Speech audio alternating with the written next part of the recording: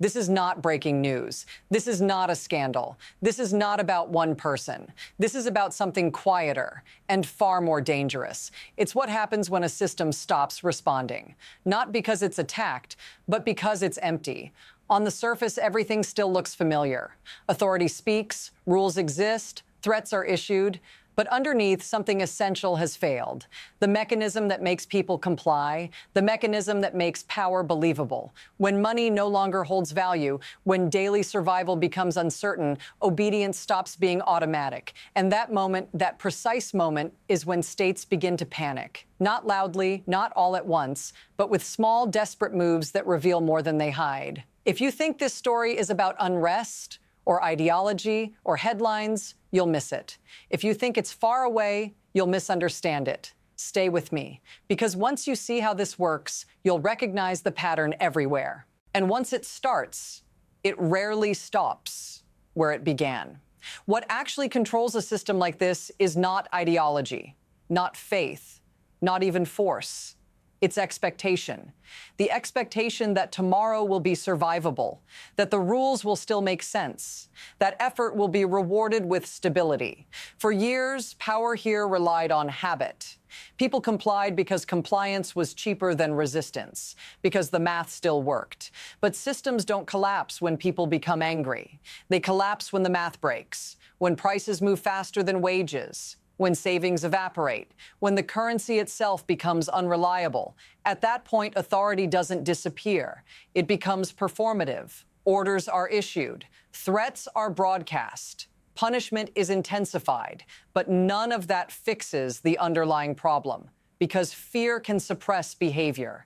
It cannot restore belief. And belief is the real currency of power. Once people realize the system cannot protect them, not tomorrow, not next month, not ever, they stop asking for permission. They start testing limits. That's when the system reveals what it truly has left and what it doesn't. This didn't happen overnight. That's the mistake most people make. They look for a spark, a moment, a decision, but the most dangerous changes are the ones that arrive slowly enough to feel normal. There was a time when economic pressure was episodic. A bad year, a sanction, a temporary shock, then things would stabilize. Now, instability is the baseline. Inflation isn't a crisis anymore, it's a condition. Currency collapse isn't shocking, it's expected. People adjust, they cut back, they borrow, they wait. And while they wait, the system quietly shifts its demands. More loyalty, more sacrifice, less explanation. What used to be exceptional becomes routine. What used to be intolerable becomes survivable, until it isn't, because slow erosion doesn't announce itself.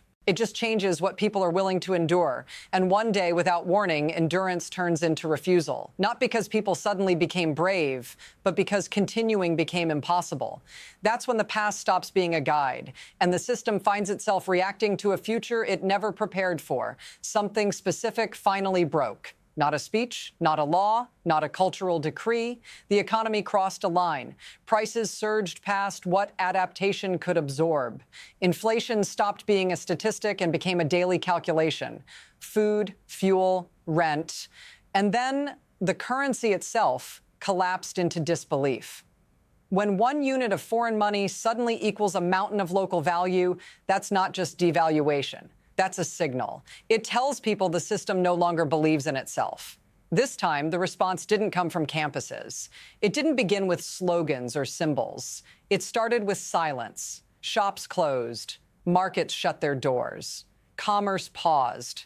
And when the engine of everyday life stops voluntarily, that's not protest as expression. That's protest as diagnosis. The reaction was immediate. Force, arrests, information blackout, hundreds killed, thousands detained. If this were about restoring order, it would have worked.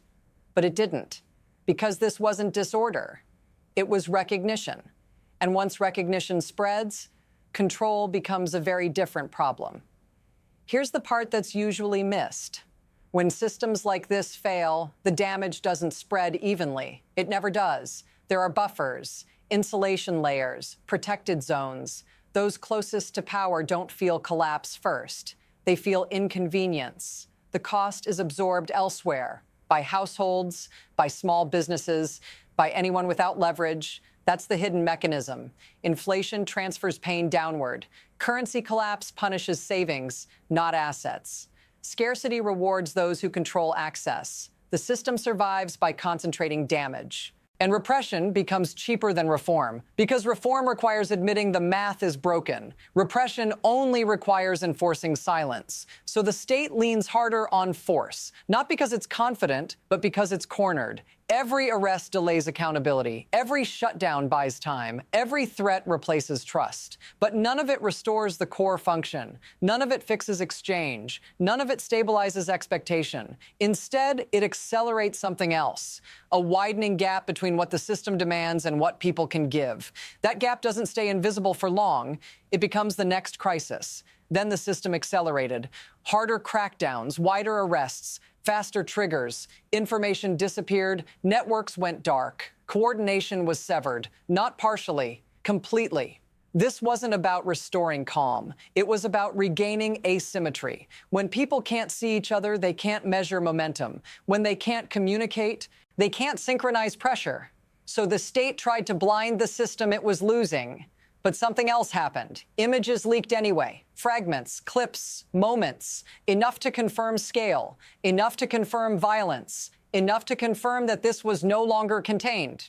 Every attempt to suppress visibility increased credibility. Every denial made the damage more believable. And the response grew sharper, not slower, not strategic, reactive. That's the tell. Systems in control pace themselves. Systems losing control compress time. Decisions get shorter. Thresholds get lower. Mistakes get louder. And once that spiral starts, the next move rarely belongs to the state. Here's where this stops being abstract, because this is where you enter the story, not as a protester, not as an observer, but as a reference point. Imagine waking up knowing the value of what you earn will shrink by nightfall. Imagine planning nothing beyond the next bill, the next meal, the next day. That's not political discontent, that's survival pressure. When survival becomes the issue, fear changes shape. It doesn't disappear, it recalibrates. Threats lose leverage, punishment loses clarity, because going home doesn't feel safer than staying out. That's the moment systems dread most.